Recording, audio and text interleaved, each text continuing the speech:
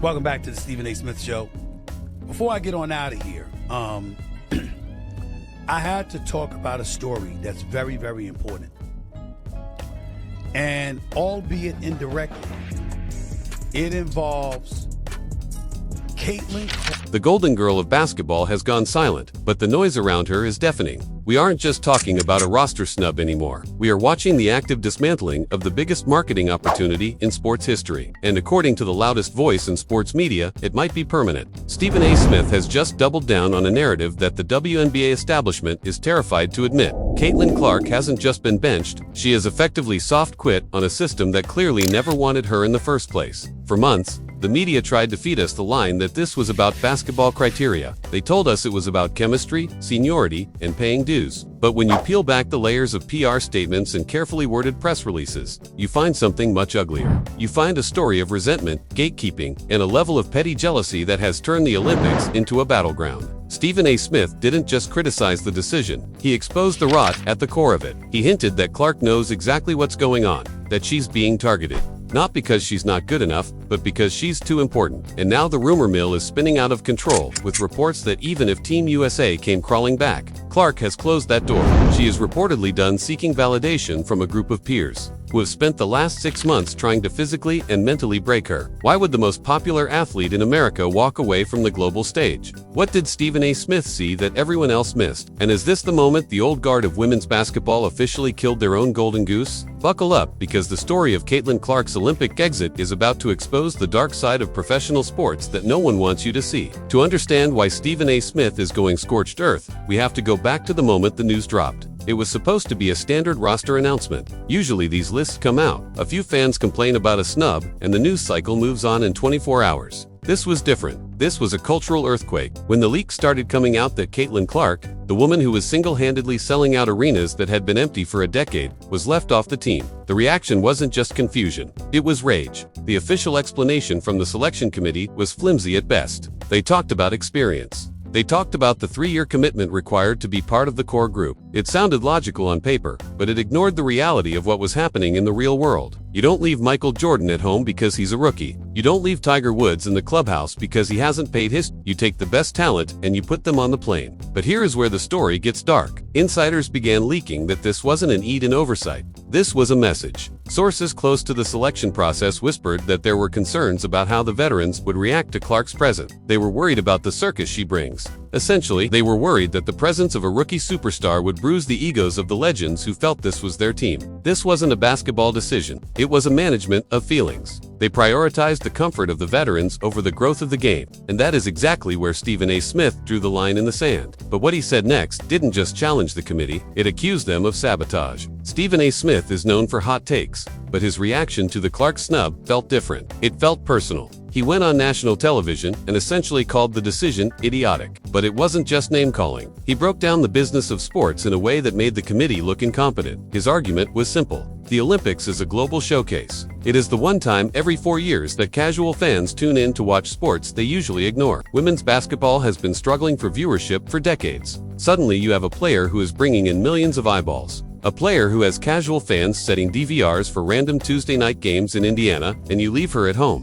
Smith argued that this was a marketing disaster. He pointed out that Team USA isn't just about winning gold medals. They win gold almost every year, regardless of who is on the roster. The gap between the USA and the rest of the world is so massive that they could have sent a college team and likely still won. The goal, according to Smith, should have been to grow the game, to expand the brand. By leaving Clark off, Smith argued that the gatekeepers of the sport prove they care more about their own hierarchy than the actual success of the league. He insinuated that there is a level of stupidity running the show that is almost impossible to comprehend unless you factor in malice. They didn't just miss an opportunity, they rejected it. And according to Smith, this disrespect is something Clark isn't going to forget. He hinted that the bridge might already be burned, and that Clark's camp is taking notes on every single person who stayed silent. If we are going to be honest about why Caitlin Clark isn't in Paris, we have to talk about the J word, jealousy. It's the narrative the WNBA desperately wants to avoid, but it's the only one that makes all the pieces fit. Rewind to before Clark even played a single professional minute. The warning rounds had already been fired. Legends of the game, women who are on sports Mount Rushmore, making remarks that seemed oddly antagonistic. one of the best at it ever. Diana Taurasi memorably declared, "Reality is coming for Clark." It sounded like a caution. It sounded menacing. Then there was another superstar, Cheryl Swoops, who falsely questioned Clark's college statistics and implied that her dominance was solely due to her 40 shots per game. Why were these legends under such pressure? Why were they attempting to downplay a 22-year-old's accomplishments before she had even taken the court? According to The Notion, which Stephen A. Smith has hinted at, the old guard is upset about the attention Clark is receiving. They performed in gyms that were empty. They took commercial flights. They dedicate their professions to earning meager compensation and even less acknowledgement. A girl from Iowa with private jets is about to arrive. She hasn't even played a game yet, but there are fans waiting in queue and Nike deals worth millions. Although jealousy is a natural human emotion, in professional sports, veterans typically support the rookie who makes more money. The other golfers didn't despise Tiger Woods when he revolutionized the game.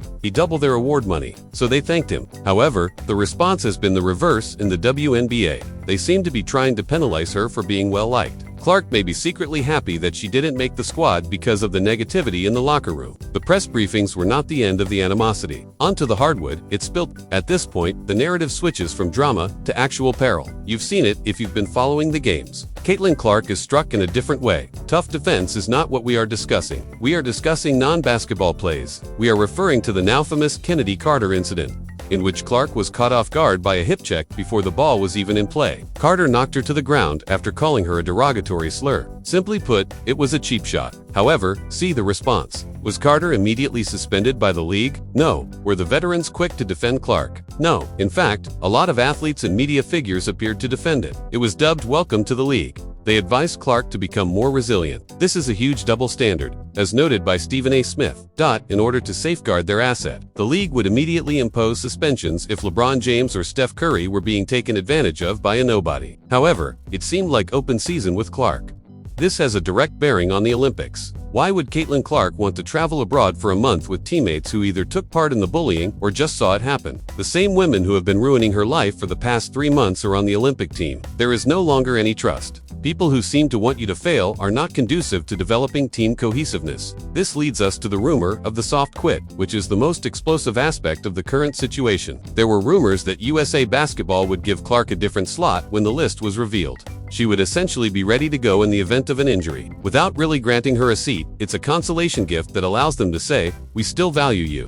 However, people with direct knowledge of the matter claim that Clark had no desire to serve as a backup. She reportedly made it clear that she wasn't interested in waiting in the wings if she wasn't good enough for the main roster in a courteous but strong manner. The soft quit is this: she didn't have a press conference. She didn't act out. She simply stopped being available without saying anything.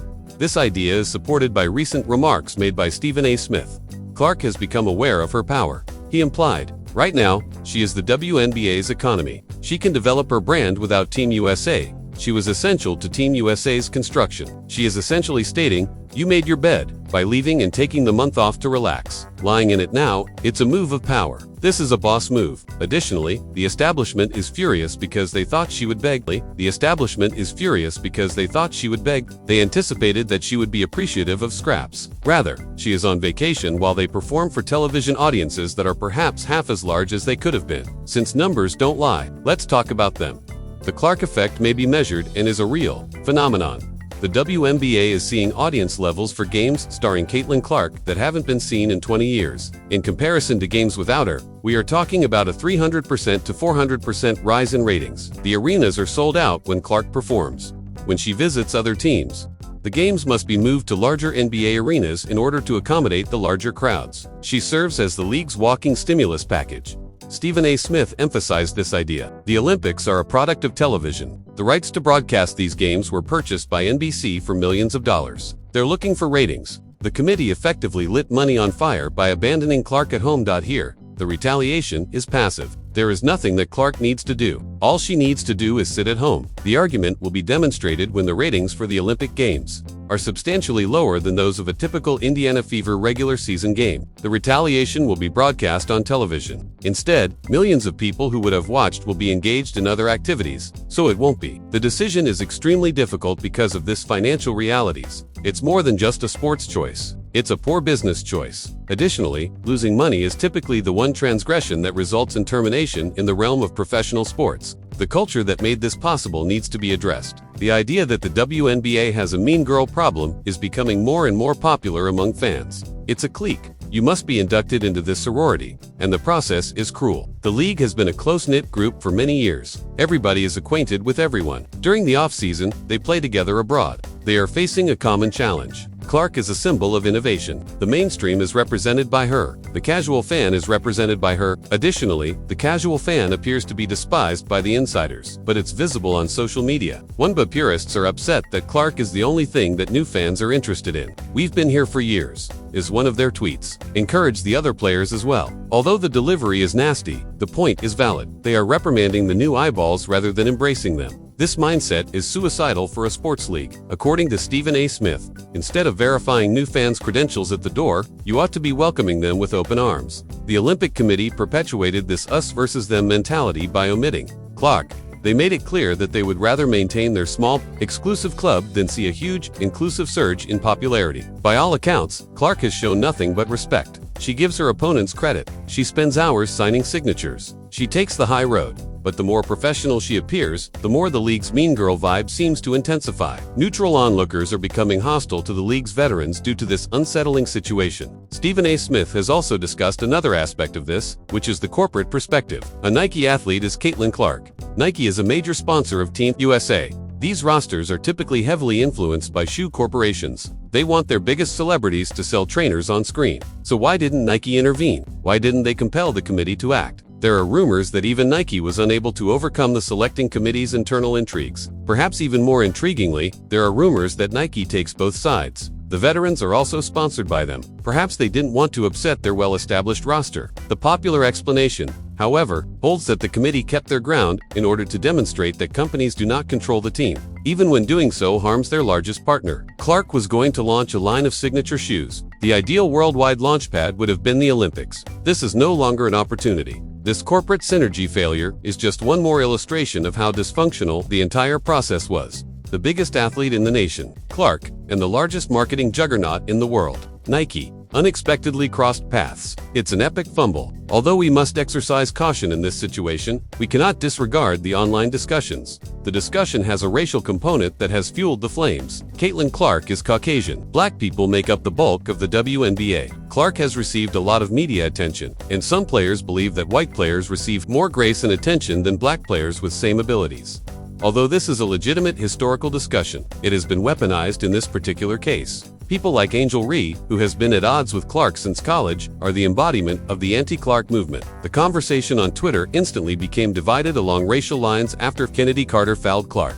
Stephen A. Smith, who never shies away from discussing racism in sports, has handled this with caution. While acknowledging the historical differences, he maintains that the figures in this instance are accurate. There is more to Clark's appeal than merely his color. It has to do with the way she plays. Like Steph Curry, she shoots from the logo. It's thrilling. However, there is no denying the racial strain in the dynamics of the locker room. The atmosphere becomes even more poisonous. If Clark believes that she is being singled out or excluded, in part because of these racial politics, for her, it turns into a no-win scenario. She is a villain if she speaks up. She gets beaten if she doesn't say anything. She may escape this pressure cooker for a month by skipping the Olympics, which may be just what she needs for her mental well-being. We haven't discussed Cheryl Reeve, the coach, enough. In addition to coaching the Minnesota Lynx, she is the head coach of Team USA. She tweeted things that seemed to diminish the attention Clark was receiving before the season even began. She expressed dissatisfaction with the broadcast schedule that favored the Indiana Fever. How can a player feel at ease playing for a coach who is openly criticizing her team's excessive TV exposure before to the start of the season? This was identified as a conflict of interest by Stephen A. Smith. The roster decision-maker had already demonstrated prejudice towards the Clark hype train. Reeve was brief, defensive, and contemptuous when questioned about the choice to exclude Clark.